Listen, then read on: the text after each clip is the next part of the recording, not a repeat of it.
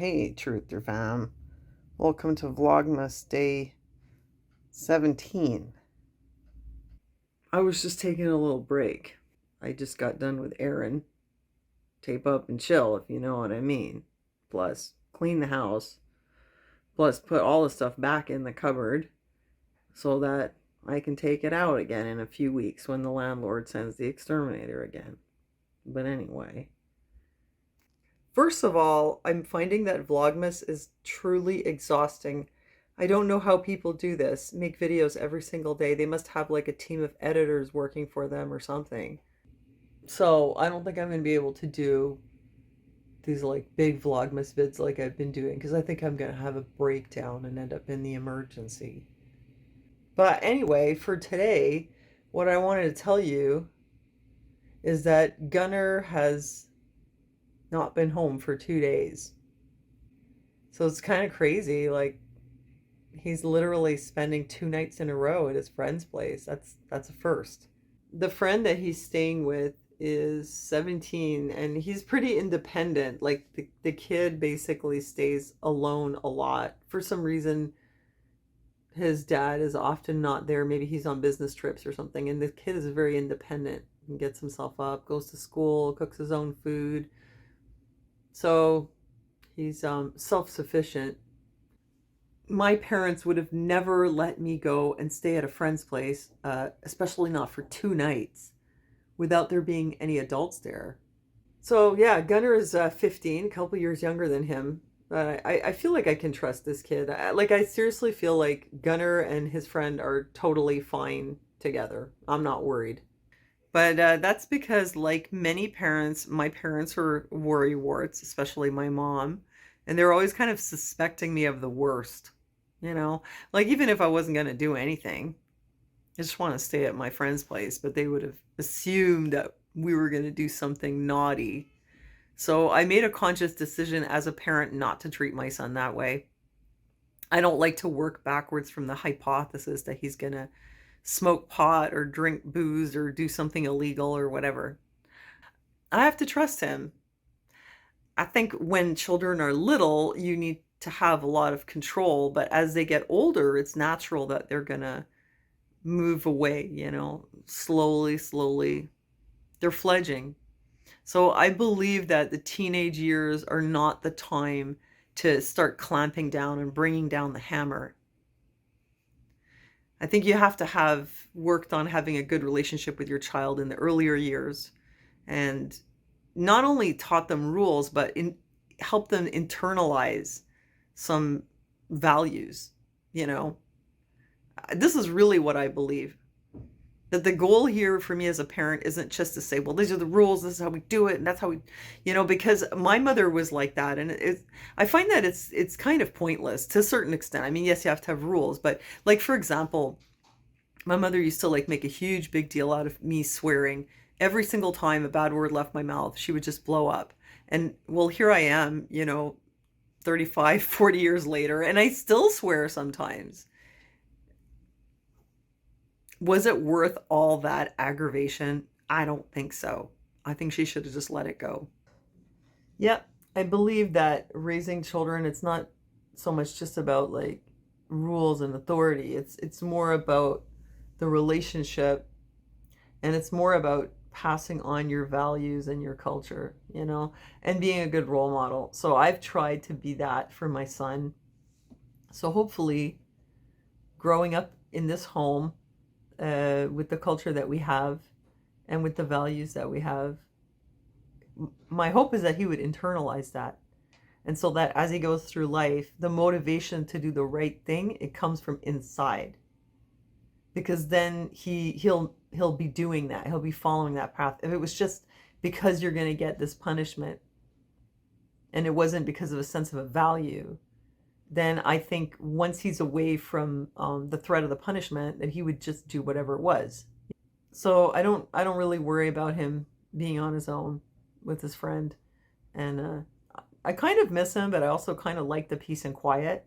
And I think it's cool that he has friends and that he has the chance to go out and be with them and do teenager stuff, you know? So aside from that, I've just been trying really hard to put stuff up on Marketplace. Actually, I just realized I have to go out. I want to go to the arts and crafts store, which was closed yesterday. I did manage to make some earrings, but I want to get myself better clippers, tweezers. Look, it's like dark outside. I feel like I'm living in Siberia. My lighting problem is worse than ever. So yeah, I have to go now because I have somebody coming at 5 p.m. to buy this ring. And I really want to tell you the story about this ring. It's something else. And I think I'm finally going to get rid of it. So I better get going on this. Wearing my baked potato jacket. Represent the baked potatoes. Come on. Everybody loves baked potatoes. Wow, check it out. It's winter wonderland. Yeah, I'm way less of a worrywart than my mom was. My parents were super strict and I was never allowed to do anything. And I feel like it wasn't helpful. Like I still to this day don't agree with that. I don't think it served any purpose. I feel like I wasn't socialized appropriately for my age. I ended up hanging out at the bookstore and like I'd meet people who were much older than me and I'd end up hanging out with them instead of people my age. It would have probably been better if I could have just, you know, gone to parties or hung out at people's houses after school instead of hanging out with like men in their 20s that I met at the bookstore. And basically, like, I just made a conscious decision to trust Gunnar more. I mean, if you got a 15-year-old and you can't trust him, well, what are you gonna do? You know, I feel like if you've gotten to the point where you have a teenager and they don't have good values, they don't respect you, you can't trust them, well, you've got a big problem. And my personal opinion is if it gets to that point, I don't think you can fix it by just bringing the hammer down. I think at that point, it's like it's gone too far. And I don't think bringing the hammer down would solve the problem. If anything, it could make it worse. Because it's not, people who are healthy and well-adjusted, they don't like go about doing self-destructive things. So if you have a teenager who's not healthy and well-adjusted and who's into self-destruction, well then, I don't know, it's a serious problem. But I'm not dealing with that. I mean, is he gonna smoke pot sometime? I mean, probably he will. Am I able to stop that? Not really. I have confidence though that he wouldn't do anything more than that. You know, I came across this interesting thing once. It was like a nature show and they were talking about parrots. And they were talking about teenage parrots and how teenage parrots have a lot of the same behaviors as teenage boys. Like kind of running with the pack, delinquency, thrill-seeking, believe it or not. Like parrots would literally get together in groups and vandalize cars and stuff like that. Delinquent parrots. And I think that the teen years are a time where there's a lot of need for excitement, a lot of novelty seeking, a lot of need for socialization. And so I figured, you know, I think letting him go, stay with his friends and run around like that, it was a good way for him to do it. You know, he has time by himself. They can do whatever they're doing. If I was to be like clamping down and not letting him have that freedom and that excitement and novelty, probably what would happen is he would get very frustrated and he would just sort of rebel. And I'm saying that because that's what I did. Like I just got really frustrated. I just got really frustrated that I had absolutely no freedom. I mean, I didn't do anything really bad, but I was just angry, you know? I was frustrated. It wasn't helpful. It wasn't helpful for my self-esteem or my relationship with my parents or really anything. So even though I have some anxieties, I try to just deal with that and give him some freedom because I know that what he needs is more freedom, not less. And like I said, like it comes down to, does he have good values, you know? If he has those, and he's healthy mentally and emotionally, he'll probably be okay. And also, if I give him the message that I don't trust him, it's like I'm also kind of indirectly giving him the message that he can't trust himself. You know, if I just keep telling him, like, maybe indirectly, I just keep giving the message I don't trust his judgment, or I think that he will make bad decisions or do bad things. Whoops. I'm not teaching him to trust himself. It's just kind of like how here we're overly cautious with playgrounds, whereas in Europe they let their kids climb trees. And I think that they develop a better sense of their own limits, their own boundaries. They trust themselves more when they're able to, like when they're given the chance Look at this. It's totally Christmas, and I feel like I haven't done anything. I mean, I don't know. Like, I just feel like I haven't had a lot of time for Christmas-related stuff. I'm gonna go there. What I need are round pliers and flush cutters.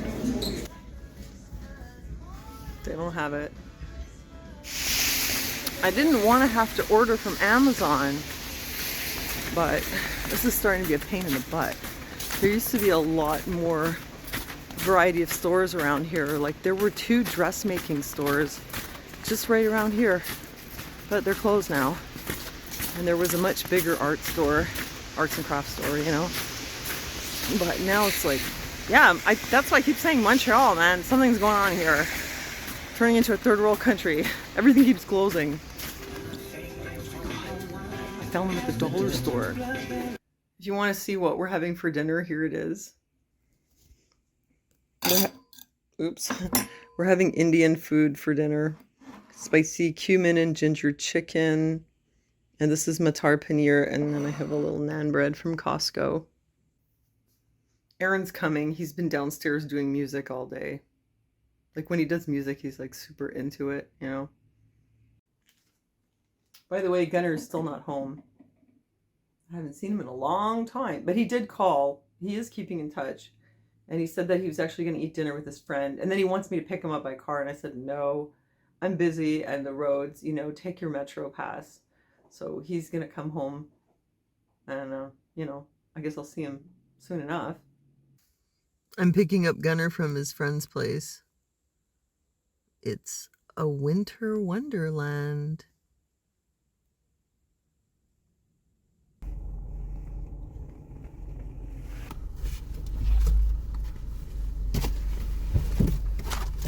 Look who's back. Kurt Cobain is back. You were gone for a long time. I told everybody Gunnar hasn't been home in 2 days. You know, you were gone so long, I started to come down with a bad case of empty nest syndrome. Look at my cute teenager. Look how tall he is. How tall? Okay, let's ask them. Let's do a poll. How tall do you guys think Gunnar is? Because you see him next to the door. What do you think? Pretty tall, huh? I'm 5'2". Look how tall he is. Reach my chin. There's like a whole head taller than his little mom. Oh my God. Gunnar on the guitar. My kid is a rock star. Wait, you're going to hear it again. He's practicing. He doesn't like me to go in when he's practicing, especially not with a camera, so I can't bring it in there. But listen.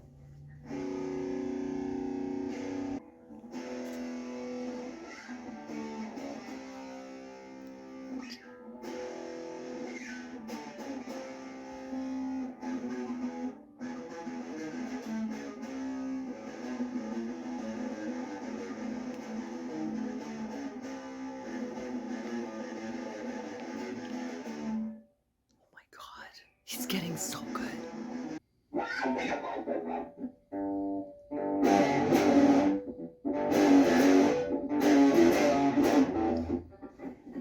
Gunnar, what are you playing?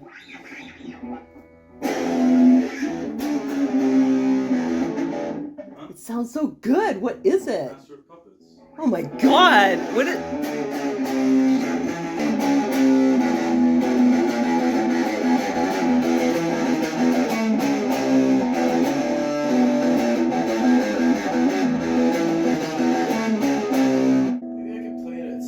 Yeah. Stand up. Let me see. Do it like rockstar style standing up. That's so awesome. Did you lose your pick? Yeah. Okay, you're gonna do it one more time? Okay, now if you make a mistake, don't stop.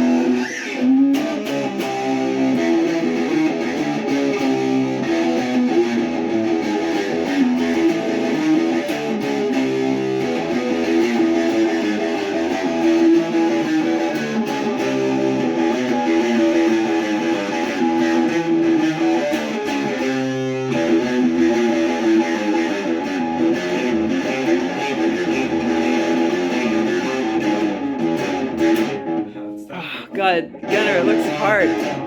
It sounds good though. I'll get it. You will get it, I know you. See?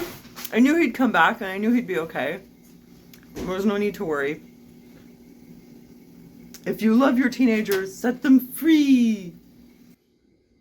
If you want to email me, you can reach me at thetruthergirls@yahoo.ca. And if you want my P.O. box, please email me. And that's it. I hope you guys are doing well. I hope you're having a happy December. Happy Vlogmas. Merry Christmas.